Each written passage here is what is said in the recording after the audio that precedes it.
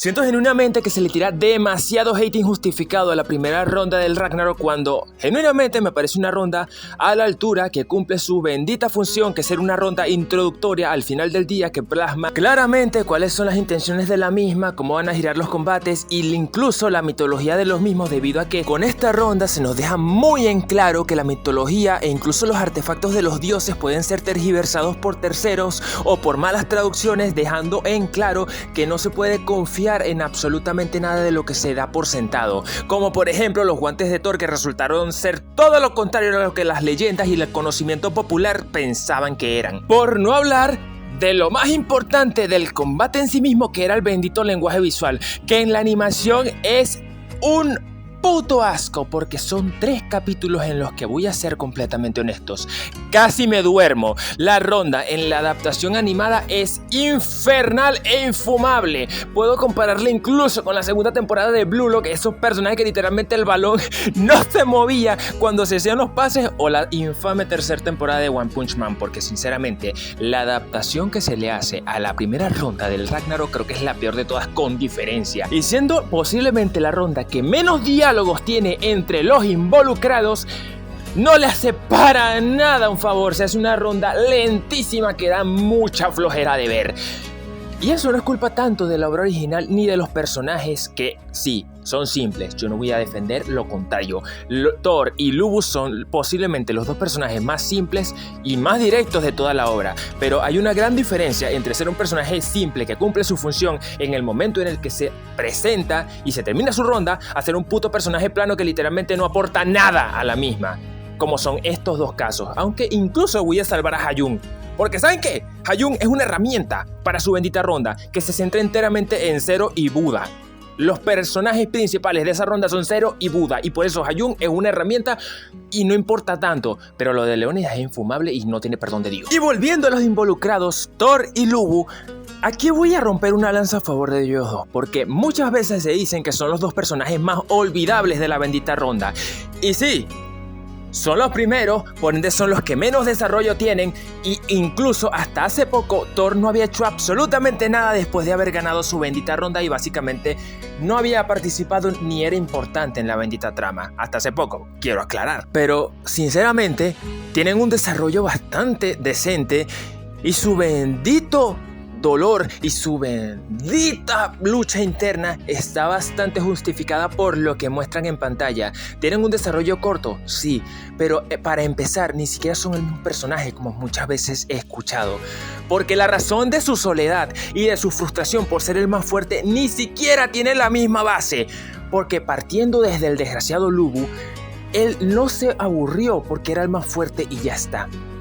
Su bendito trauma inicia desde el hecho de que cuando era niño presenció la potencia, la omnipotencia y el poder de la naturaleza representado en ese rayo que partió el bendito tronco a la mitad, mostrándole la grandeza de la divinidad y haciendo que él quisiera enfrentarse a aquello que habitaba en el bendito cielo, y por eso comenzó su viaje para obtener fuerza, para poder enfrentarse no a los humanos sino a aquello que estaba más allá de ellos. Y por eso cuando completa el Sun Eater, que es literalmente una carta de amor a aquello que le dio su razón de ser y su razón de vida, se rinde, porque sabe que una vez devoró el cielo, como dice su puta técnica de porquería, ya no hay nada en la tierra que pueda hacer que mejore, y por eso se entrega. No se entrega ni siquiera por aburrimiento, se entrega porque sabe que ya no hay nada en ese bendito vasto mundo que le interese o que haga que su bendita sangre hierva como aquella vez de niño cuando presenció el poder de aquel rayo. Y bueno, ¿qué decir de Thor? Literalmente la apatía hecha personaje, pero tiene una razón bastante justificada, porque cuando vemos su flashback es hermoso, pero por las razones incorrectas, porque literalmente su civilización se está yendo a la mierda, no pueden hacer nada. Y voy a abrir un paréntesis aquí, ¿a Loki y a Odín les valía verga su ciudad o qué? Porque literalmente no aparecen nunca en este flashback de mierda y literalmente se pudo haber acabado Asgard en ese preciso momento. Pero bueno, volviendo al tema, Thor no interviene sino hasta que le abren la puerta del sitio donde él estaba. Se ve al dios de la justicia nórdica ahí, todo cobarde, todo cagado, todo asqueroso, y de repente sale Thor, sin ningún tipo de miedo, ni siquiera emoción, y camina de frente a los Jotun, anunciando su bendito ataque. esperando, incluso diría yo que deseando que puedan darle una pelea a la altura. Pero cuando el Mjolnir es lanzado, se acaba. 62 gigantes se van al carajo. No aguantan una ulti del desgraciado Thor. Y en lo personal me encanta el bendito panel que define enteramente lo que estaba sintiendo este personaje. Porque Lubu por lo menos había sentido emoción en su vida. Había sentido una razón real para hacerse fuerte. Pero Thor no. Thor ha vivido toda su existencia sin encontrar a alguien que esté a su altura. Alguien que sea su rival.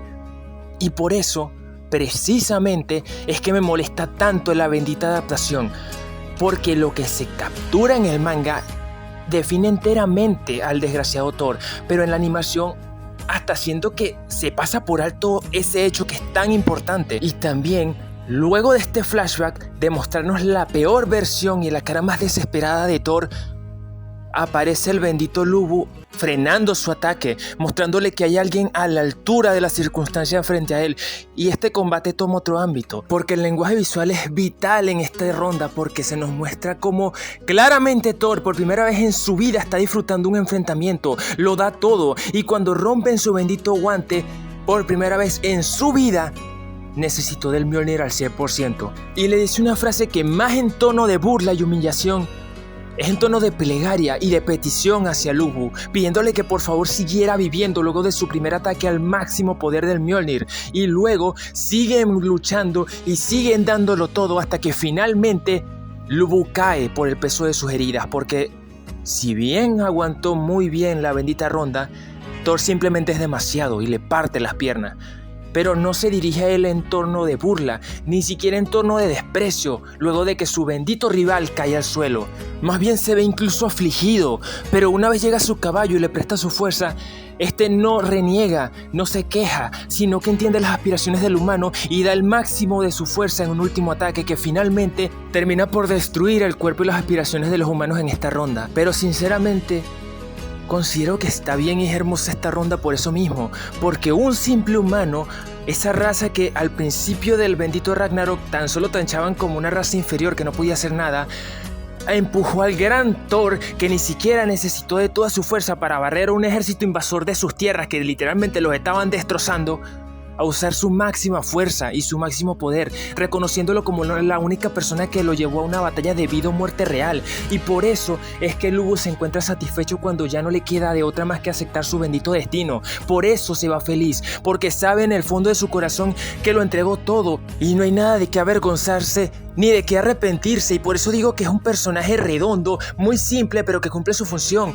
porque su objetivo de vida lo cumplió, su razón de ser la tuvo y su bendita lucha interna quedó saldada.